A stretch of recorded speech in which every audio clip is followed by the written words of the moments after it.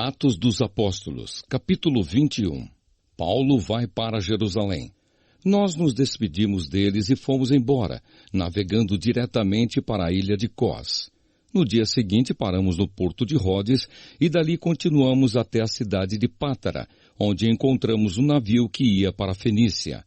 Então embarcamos nele e seguimos viagem. Quando já podíamos ver a ilha de Chipre, navegamos ao sul daquela ilha e seguimos em direção à província da Síria. Chegamos à cidade de Tiro, onde desembarcamos, pois o navio precisava ser descarregado. Naquela cidade encontramos alguns cristãos e ficamos com eles uma semana. Então, avisados pelo Espírito Santo, eles disseram a Paulo que não fosse para Jerusalém. Mas quando chegou o dia de irmos embora, nós continuamos a nossa viagem. Aí aqueles irmãos com as esposas e filhos nos acompanharam até fora da cidade, e todos nós nos ajoelhamos ali na praia e oramos. Depois de nos despedirmos, embarcamos no navio e eles voltaram para casa. Seguimos viagem navegando da cidade de Tiro para Ptolemaida. Ali encontramos e cumprimentamos os irmãos e passamos um dia com eles. No dia seguinte partimos e chegamos à cidade de Cesareia. Ali fomos para a casa do evangelista Filipe e ficamos com ele. Filipe era um dos 7 homens que haviam sido escolhidos em Jerusalém. Ele tinha 4 filhas solteiras que profetizavam. Alguns dias depois da nossa chegada, um profeta chamado Ágabo veio da região da Judéia.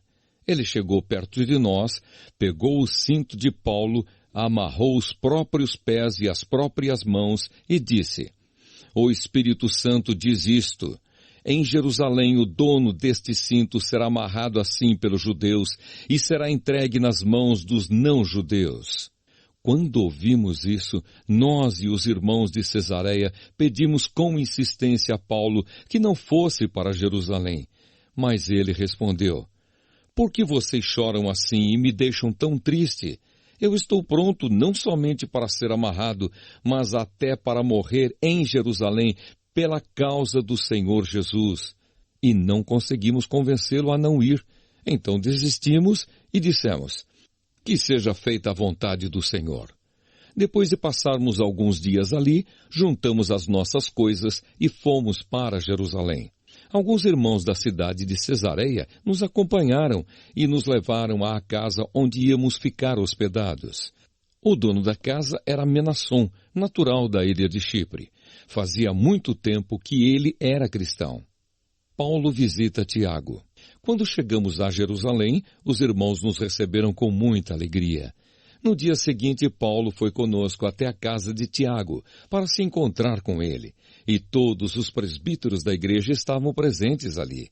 Então Paulo os cumprimentou e deu um relatório completo de tudo o que Deus tinha feito por meio dele entre os não-judeus. Depois de o ouvirem, todos eles deram graças a Deus e disseram a Paulo: "Veja bem, irmão, há milhares de judeus que se tornaram cristãos e todos eles são fiéis à lei de Moisés. Eles ouviram dizer que você ensina aos judeus que moram em outros países a abandonarem a lei, dizendo a eles que não circuncidem os seus filhos, nem respeitem os costumes dos judeus. O que vamos fazer? Com certeza, eles já ouviram dizer que você chegou. Portanto, faça o que vamos dizer. Estão aqui entre nós 4 homens que têm de cumprir uma promessa a Deus. Então vá, tome parte com eles na cerimônia de purificação e pague a despesa para que eles possam rapar a cabeça. Assim todos saberão que não é verdade o que se diz de você. Pelo contrário, vão ficar sabendo que de fato você vive de acordo com a lei de Moisés. Mas quanto aos não-judeus que se tornaram cristãos, nós já mandamos uma carta a eles dizendo o seguinte: não comam carne de animais que foram oferecidos em sacrifício aos ídolos, nem sangue, nem carne de nenhum animal que tenha sido estrangulado, e também não pratiquem imoralidade sexual. Então Paulo falou com os 4 homens e no dia seguinte tomou parte com eles na cerimônia de purificação. Depois entrou na área do templo para avisar quando iam terminar os dias da purificação, isto é, a ocasião em que cada um dos 4 homens deveria oferecer o seu sacrifício. Paulo é preso no templo. Quando os 7 dias da purificação estavam para acabar, alguns judeus da província da Ásia viram Paulo na área do templo. Então atiçaram a multidão, agarraram Paulo e começaram a gritar: Israelitas, nos ajudem! Este é o homem que vai pelo mundo inteiro falando a todas as pessoas e dizendo mentiras contra o povo de Israel, a lei de Moisés e este templo. E agora ele está trazendo não-judeus para dentro da área do templo, profanando assim este lugar santo. Eles disseram isso porque tinham visto Trófimo, que era de Éfeso, na cidade com Paulo, e pensavam que Paulo o havia levado para dentro da área do templo. A confusão se espalhou por toda a cidade e o povo veio correndo de todos os lados. Eles agarraram Paulo e o arrastaram para fora da área do templo e fecharam os portões.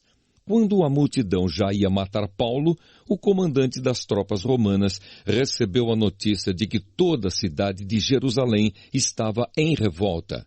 Então reuniu depressa alguns oficiais e soldados e correu para o meio do povo. Quando a multidão viu o comandante e os soldados, parou logo de bater em Paulo. Aí o comandante chegou perto de Paulo, prendeu-o e mandou amarrá-lo com 2 correntes. Depois perguntou: Quem é este homem? O que foi que ele fez? Mas na multidão, uns gritavam uma coisa, outros gritavam outra. A desordem era tão grande que o comandante não pôde descobrir o que havia acontecido. Então mandou que os soldados levassem Paulo para dentro da fortaleza. Quando chegaram perto da escada, os soldados tiveram de carregar Paulo por causa da violência da multidão que vinha atrás, gritando: Mata! Mata! Paulo se defende.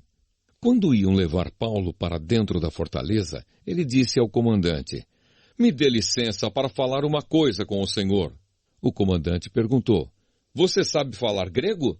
Por acaso você é aquele egípcio que algum tempo atrás começou uma revolução e levou 4.000 terroristas armados para o deserto? Paulo respondeu: Eu sou judeu, nascido em Tarso, cidade muito importante da região da Cilícia. Por favor, me deixe falar com o povo. Então o comandante deixou. Paulo ficou de pé na escadaria e fez um sinal com a mão para o povo, pedindo silêncio. Quando todos ficaram calados, Paulo começou a falar em hebraico. Ele disse: